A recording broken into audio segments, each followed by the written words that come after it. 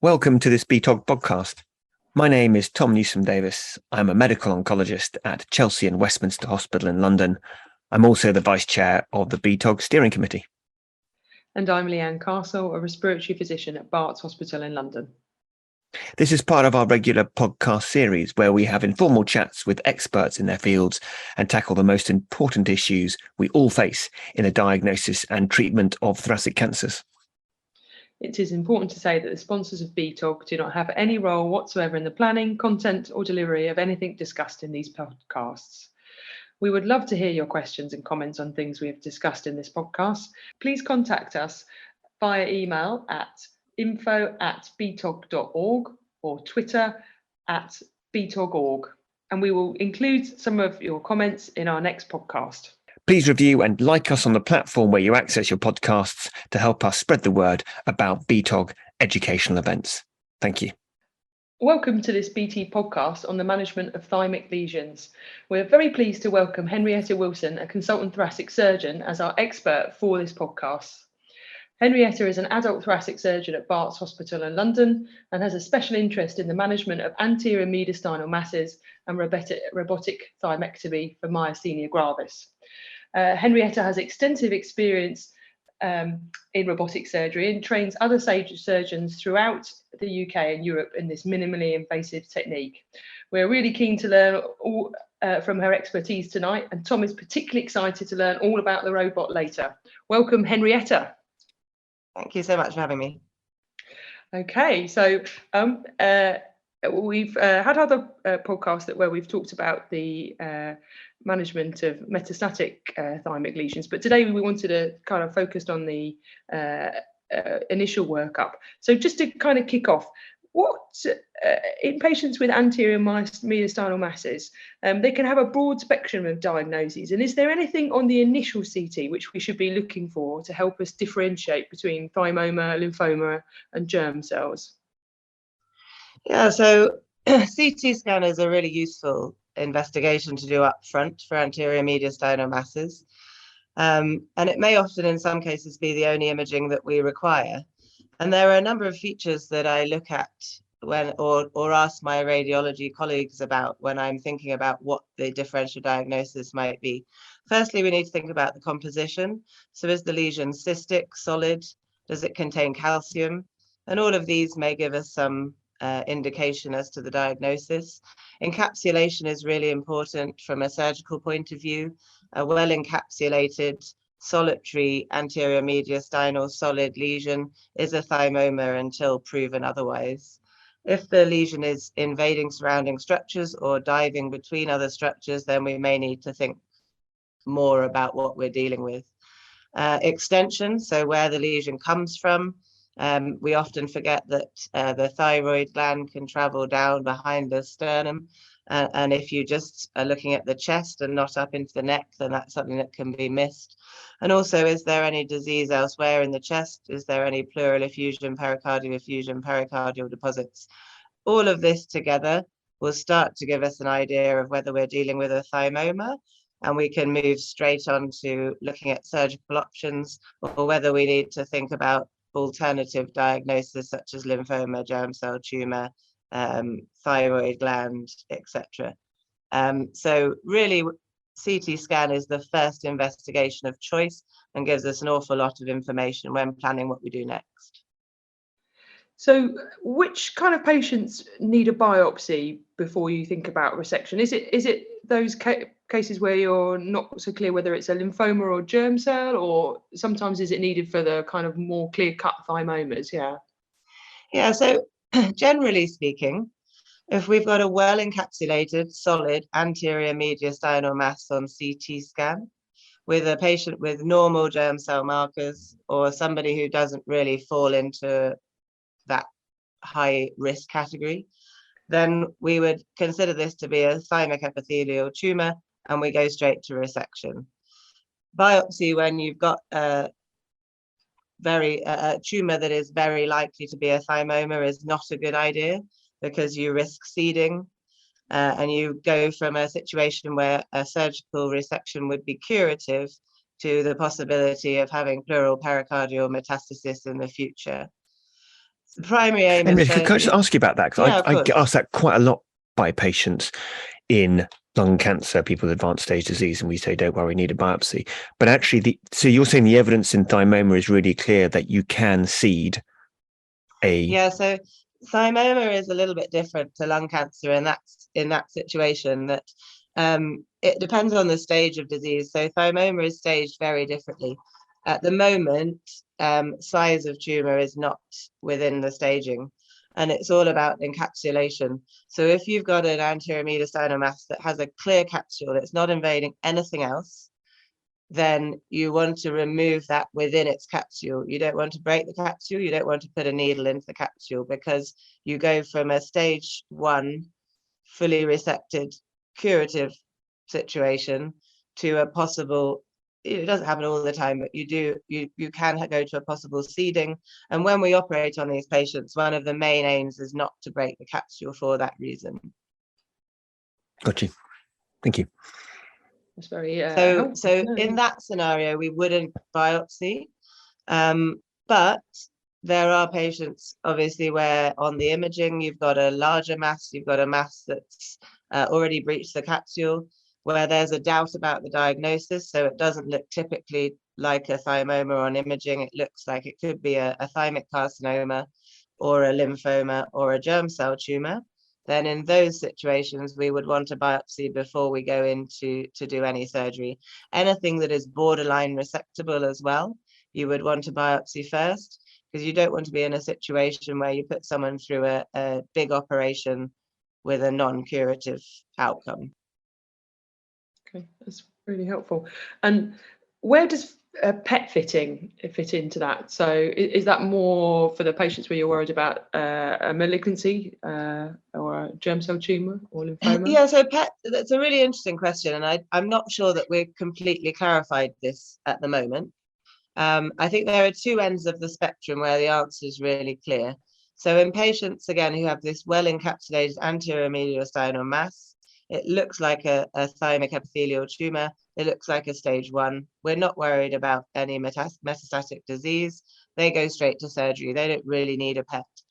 You've got the other end of the scale where you've got invasive tumor. You might be worried about pericardial deposits, pleural effusion. Is it a thymoma? Is it thymic carcinoma? Is it lymphoma? Those patients, definitely, I would want to do a PET to see what's going on. If there's anything else, where you might want to use it to plan your biopsy as well, particularly if there's any necrosis within the specimen. It's in the middle that we're a little bit unclear, where the evidence from the IPMIC database was that the avidity did correlate to the WHO histological staging, but it's not really clear whether that changes what we do from a surgical point of view, because if you've got resectable disease, you're generally going to take it out. So I think that area is a little bit more research based. Certainly still with tumors that I think I can resect, but they're not really well encapsulated, I'd probably still want a PET scan, so that if they do have pleural deposits, if they do have pericardial deposits, I know that while I'm in there, I want to take those out as well.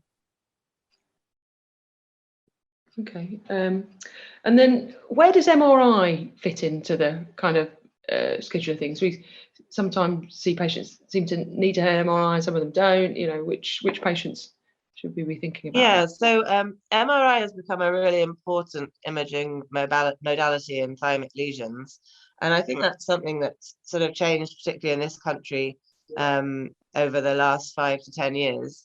When I was doing my training, it wasn't really something we even thought about doing, but it's now very high up on our agenda.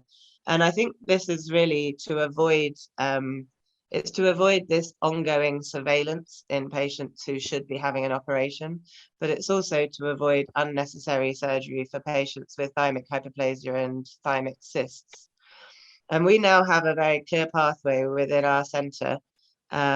And since its implementation, we've had a significant reduction in unnecessary resection for benign disease.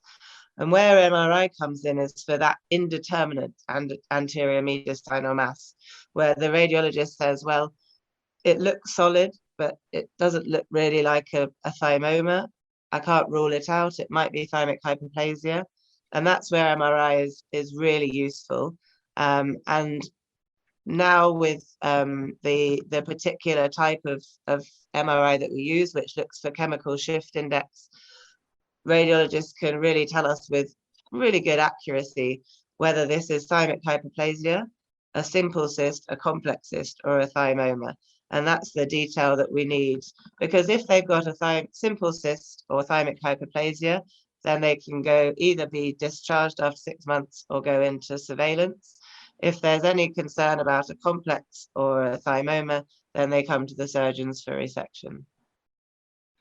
So essentially, it's kind of useful on the kind of early end scale, trying to work out if it's hyperplasia or a cystic lesion potentially. Is the key thing. Exactly. It's those ones where it says possible anterior mediastinal mass, but not really sure. This gives us the confidence that we're not missing a thymoma, and we can continue with 6 month scan, and if nothing has changed, discharged with thymic hyperplasia.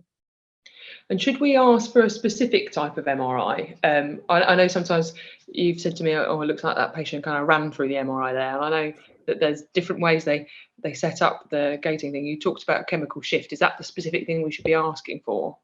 Yeah, so I think, what we did in our centre was when we made this change with the pathway with these indeterminate lesions, we sat down and we looked at what the evidence was.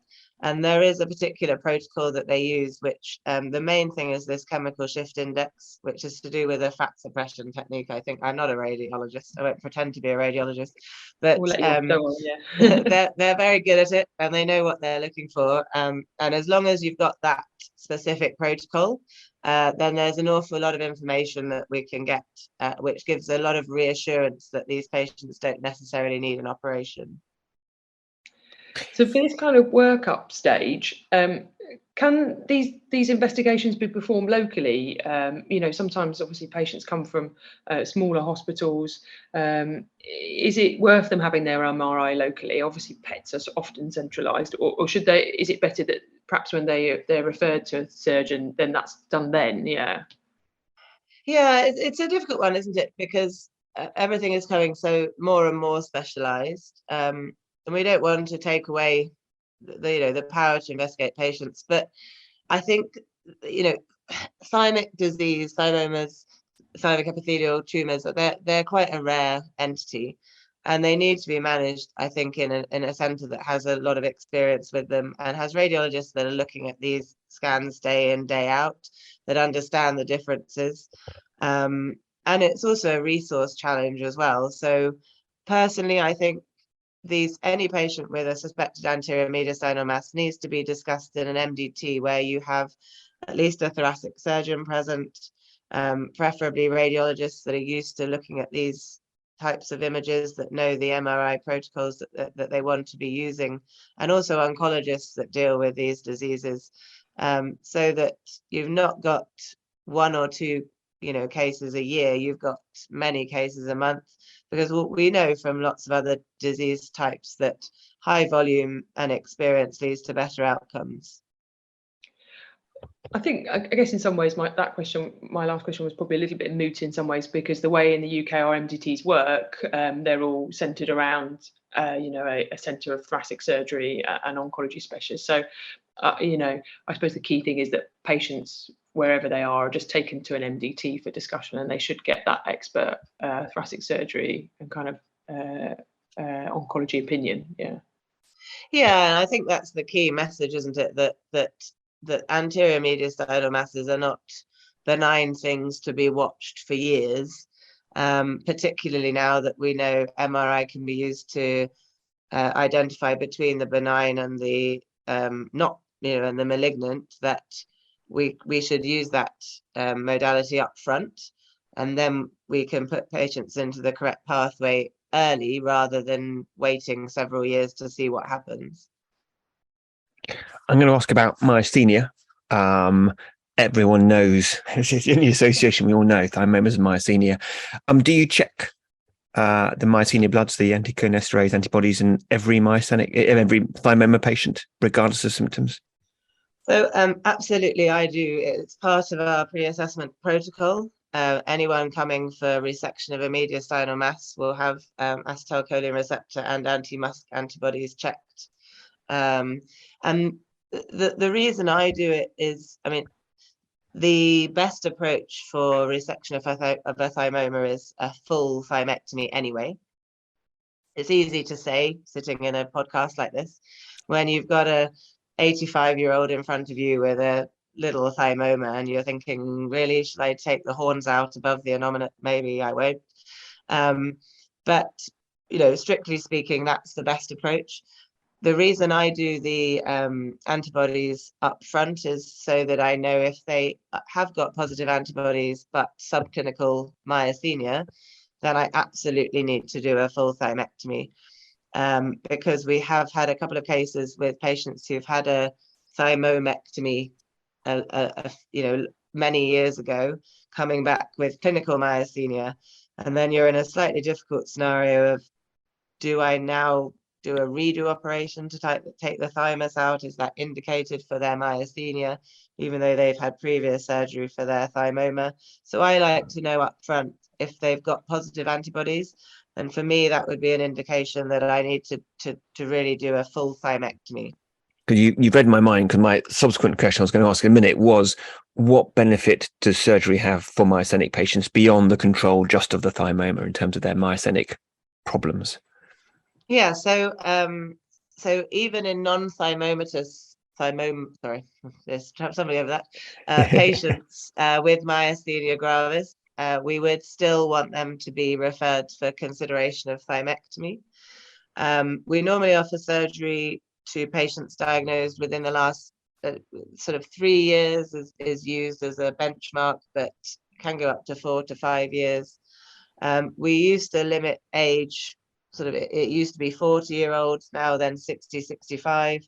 Personally, I'm not particularly prescriptive about that, and will offer thymectomy to older patients if the risk of surgery is low and the patient understands the uncertainty about the outcome. The most recent randomized controlled trials that we have shown that there is a benefit to patients with myasthenia gravis, non-thymomatous myasthenia gravis, undergoing thymectomy, but that benefit is variable. So when consenting patients, it's really important that they understand it over, you know, if we randomized everyone to one group or another, the overall outcome would be an improvement in symptoms, a reduction in need for prednisolone and immunosuppression. Some patients, a small number, but some even get complete resolution of symptoms, but it's impossible to predict who will get what. Yeah. And beyond knowing their receptor status, and assuming they're not in a myasthenic crisis, which I'll get onto in a second, are there any particular optimizations you do for your asymptomatic myasthenic patient, or do you just treat them the same? If they're completely asymptomatic, nothing really at all. Okay. If they are symptomatic but well controlled with medication, then I always work closely with their neurologists, and we would discuss timing of surgery. We would always make sure that they have all of their medication perioperatively, and occasionally, if they have quite severe symptoms, high medication needs, then we would organize for them to have IV immunoglobulin therapy in the run up to their surgery. But a lot that is mainly, I would say, dictated by their neurology consultant, and it would then be, we just need to work on the logistics of how we marry the two together. The last time I saw this was about 6 weeks ago, maybe 8 weeks ago, was a patient who was diagnosed acutely with a myasthenic crisis. That was their presenting symptom of their myasthenia and their thymoma. And we discussed in our MDT, and the patient was up on the ward being managed for their myasthenic crisis. From your point of view in surgery, how long do you have to wait before you can sharpen your knife and do your surgery after their myasthenic crisis? Are you doing it as soon as you can, or are you waiting for everything to be sorted by our neurology colleagues before seeing the patient? I mean, ideally, you'd want them to be as well as possible, I would say. I preach that this is not a benign disease, that we need to perhaps almost stop calling these thymomas and call them thymic epithelial tumors to get away from this concept of benign disease. However, in the vast majority, they are slow growing. And when we're looking at risk benefit with patients who are unstable from a myasthenia point of view, we do have time to wait and to get things onto an even keel. Having said that, I had one patient, which was very rare, who had almost intractable ocular symptoms, and no matter what the neurologists did, they just weren't getting better. And we actually transferred him as an inpatient to do his surgery, because he didn't have respiratory symptoms, didn't have general muscular symptoms, and so it was felt actually we could get benefit from the surgery and the risk was not particularly high. But I would say that is the exception, and in the majority of cases you would want to get some stability of the myasthenia before we go in to operate. I do quite like the idea of a surgeon curing the myasthenia, whereas the neurologist failed. I think that's brilliant. Leanne loves me asking her about lung function tests. I know it's a subject close to her heart. I know nothing about lung function tests. Whenever we try to do lung function to someone having a myasthenic crisis, Leanne, there's lots of rolling of eyes by my respiratory colleagues. Is it pointless trying to do lung function if someone's in myasthenic crisis? And if so, how long should we wait? And how reliable are they? So I know you like to ask me questions about lung function, and I always nod and pretend that I really know the answers, which is not true. But so I guess the tricky thing is that it's a bit like everything. Doing their lung function when they're really unwell, I think we always worry that basically they're going to struggle to do the test, or they're going to get very poor VCs, and then that's going to make everyone really anxious. If they haven't been optimized yet, it seems a bit unfair.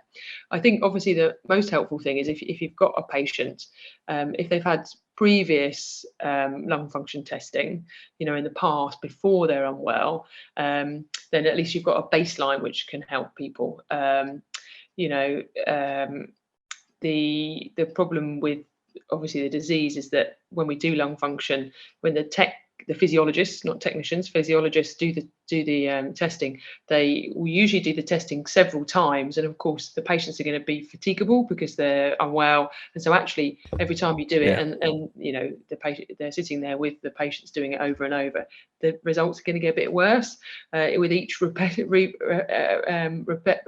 which is actually the opposite of normal people, because usually most people get better when results when making them do the test again, because they get better at the technique.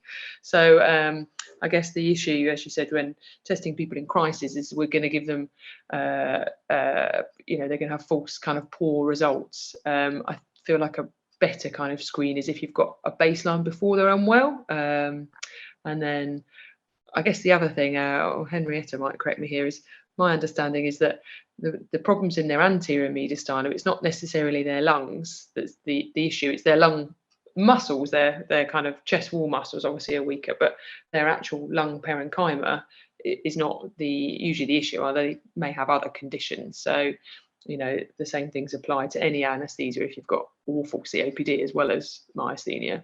I think we kind of avoid testing people whilst they're unwell because it seems to give them these falsely poor results. And I guess your second part of your question was, when should we do it again?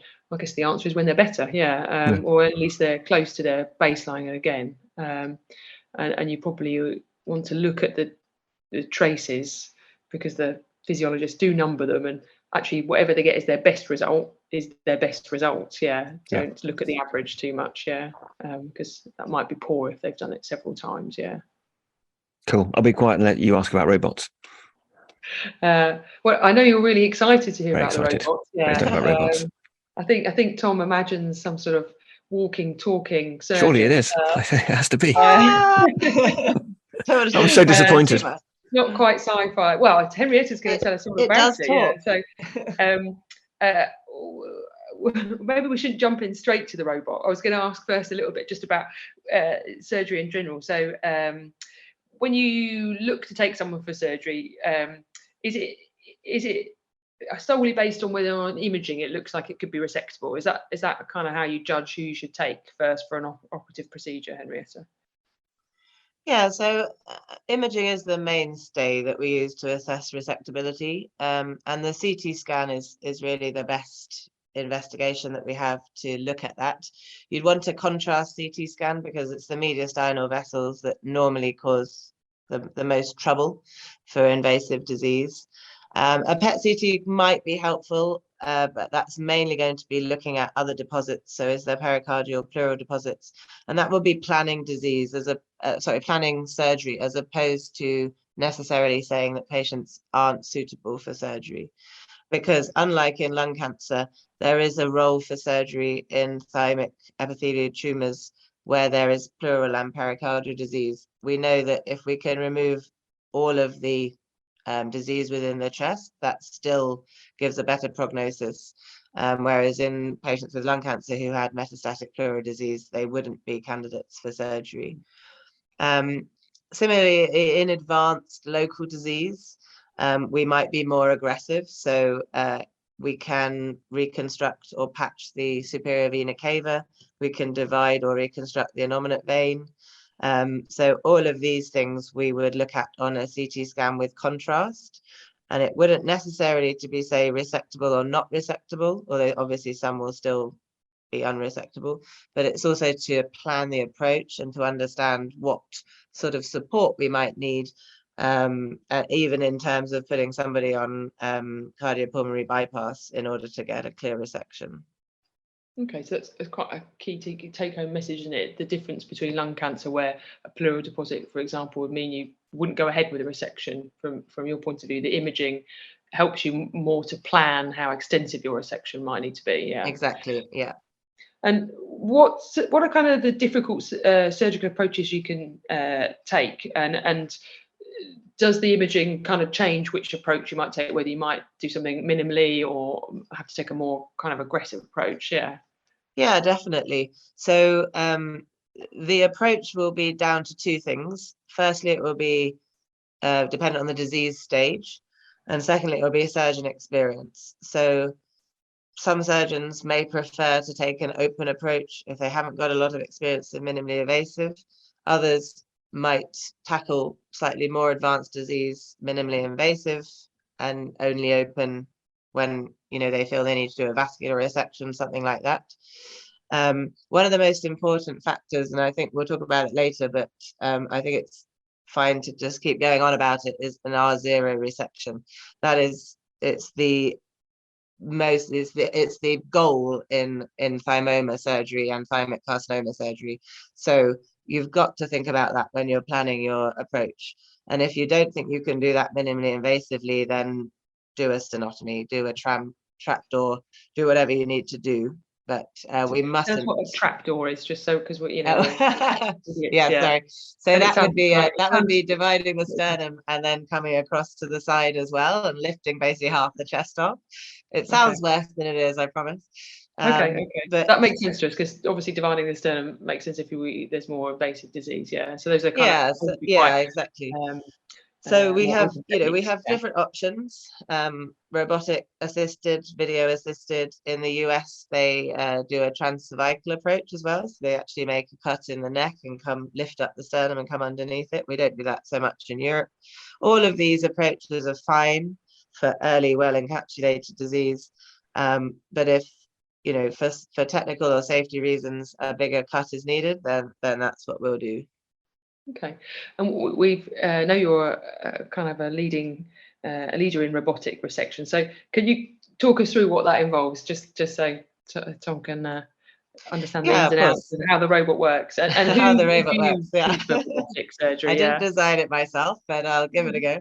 So basically, robotic assisted thoracic surgery, it's just really another minimally invasive technique that we have.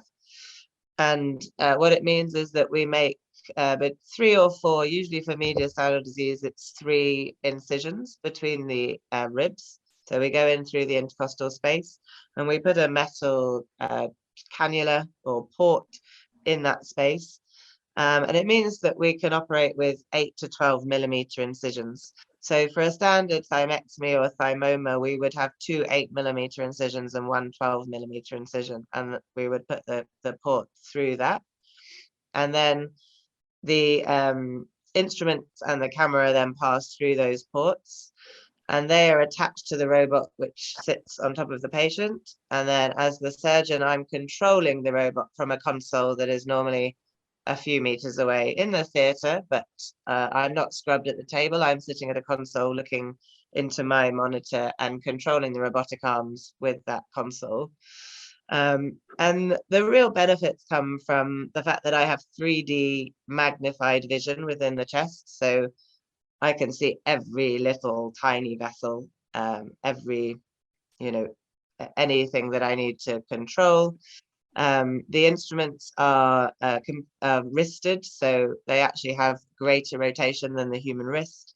And we also insufflate carbon dioxide, and that means not only within the mediastinum, particularly where it's a really tight space, we get much more space, but it also, as you open the planes, the CO2 goes in between the planes and helps us to dissect out vessels and structures more accurately.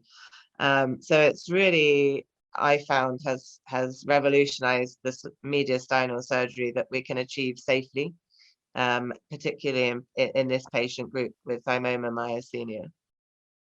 It sounds amazing, yeah. So, I mean, essentially, because you're remote, it offers both magnification and the use of the CO2 to look at the plane. So, and I presume with the 360 kind of rotation of the robot arms, you can essentially get a clearer and better kind of resection. Yeah, it makes it easier for you to do exactly. And it's sort of, people who do video assisted will say, well, you can do that with video assisted. You can, and you can do CO2, but really the view is amazing when you're dissecting up above the innominate. And also I've done some patients who have a thymoma and myasthenia, and it's been diving down in between the head and neck vessels as they're coming off the aorta. And these are quite scary places to be operating, even in an open setting. But what the robot gives you is that beautiful view and that fine dissection that allows you to be really confident that you are safe and you have control in these areas where you're dealing with, big structures, big head and neck structures, and structures that can bleed if you get into trouble. But it gives you such clear view and such accuracy that it means that we can do these operations safely, but with a minimally invasive technique. I love a bit of technology, and it does sound amazing. And it's the reason I didn't do surgery, because I couldn't stand up for so long, and now transpires you just sit down. You can sit down. Obviously so easy. But being an oncologist, I love a bit of evidence. Do we know it's better? Has anyone compared outcomes, complications, or is it just surgeons are saying this is so much better, therefore we will use this expensive toy? Yeah, very good point. I think in mediastinal work, it's going to be difficult to prove. I think just because of the numbers. In lung cancer, there are trials, and what we've definitely shown is that it is not any worse than open, certainly not worse than video assisted. And I think if we were to ever do a randomized control trial, it would come out on top, but it's difficult to ever think we're gonna go down that path now. In mediastinal work, what we can prove is that there is a reduced conversion rate. So because of the better view and accuracy, lower number need to go change to stenotomy. And we do have the evidence for that. Yeah. And I think, yeah, you're right. It's not going to be something that's going to have randomized control trial data behind it.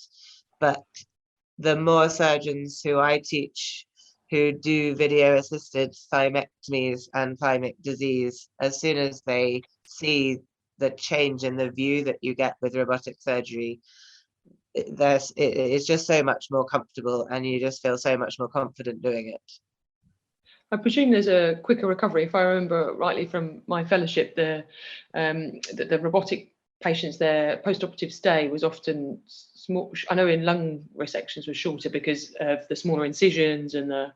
If we're comparing robotic to sternotomy, 100%, that would be very easy to prove. My robotic, in fact, I did a robotic thymectomy on Monday. He went home yesterday.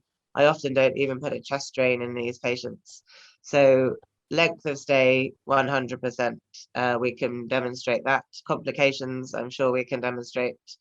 Whether you can prove the difference between video assisted and robotic assisted is always difficult, but certainly compared to open, the recovery time, length of stay and complications is much smaller with minimally invasive.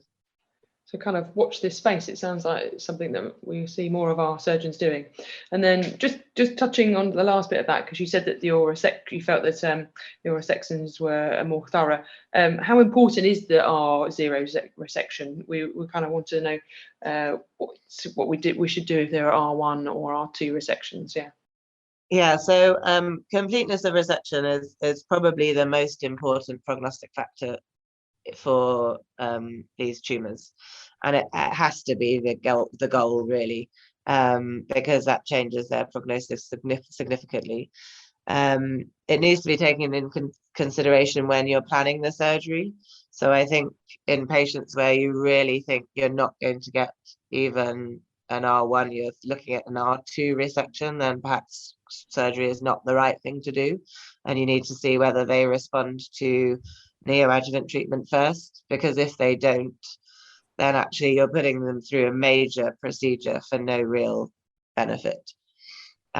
So in those cases where you're really not sure you can get a clear resection, then I think probably they need to have some treatment up front with our oncologists, and if they respond well, then excellent, you go in. If they don't, then they're probably not going to do well in the long run anyway.